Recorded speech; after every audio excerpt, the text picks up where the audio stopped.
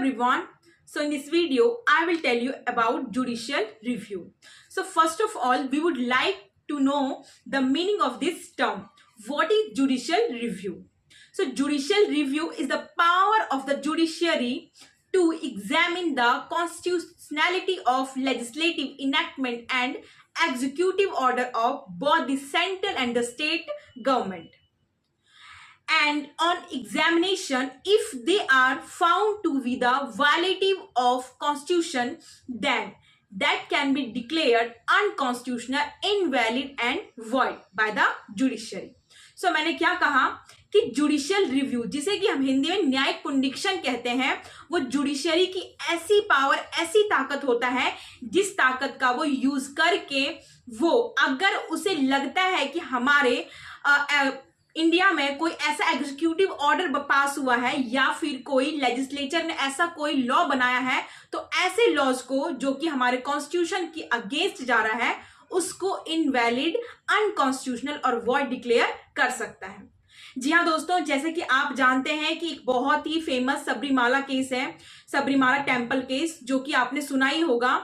ये क्या था, इस केस में हमारे केरला में एक एक्ट पास हुआ था और उस एक्ट के तहत एक रूल बनाया था, जिस रूल में लिखा था कि क्या है, विमेन को सबरीमाला टेम्पल के अंदर क्या है, जाने की आजादी नहीं है, मतलब प्रतिबंध है। तो ऐसे जो रूल है इसको क्या है, हमारे इंडिया में सुप्रीम कोर्ट में चैलेंज किया गया कि भाई जो ऐसी लॉज है ये तो हमारे आर्टिकल 25 के अगेंस्ट जा रहा है, आर्टिकल 14 के अगेंस्ट जा रहा है, क्योंकि आपको अच्छे से पता है कि आर्टिकल 14 जो कि राइट टू इक्वालिटी का अधिकार देता है एंड आर्टिकल 25 जो कि right to freedom of religion का अधिकार देता है। तो इन दोनों प्रोविजन के ये अगेंस्ट जा रहा था। तो जब सुप्रीम कोर्ट में चैलेंज किया गया, सुप्रीम कोर्ट ने जब इस रूल को रिव्यू किया अपनी पावर का यूज करके, तो उसने ऐसे रूल को क्या किया गया, अनकॉन्स्टिट्यूशनल डिक्लेयर कहा और कहा ये हमारे आर्टिकल 14 और आर्टिकल 25 के अगेंस्ट जा रहा है।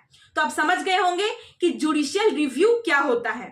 जुडिशियल रिव्यू होता है कि क्या है, उस पावर का यूज करके ये देखना कि क्या हमारे इंडिया में जो लॉज बनाए गए हैं या जो भी एग्जीक्यूटिव ऑर्डर पास किए जा रहे हैं वो कहीं हमारे कॉन्स्टिट्यूशन के अगेंस्ट तो नहीं जा रहा है, क्योंकि आपको अच्छे से पता है कि हमारे इंडिया में कॉन्स्टिट्यूशन सुप्रीम है, कॉन्स्टिट्यूशन ही हमारा माँ बाप है, उसी के अकॉर्डिंग ही कोई भी लॉज बनाया जा सकता है।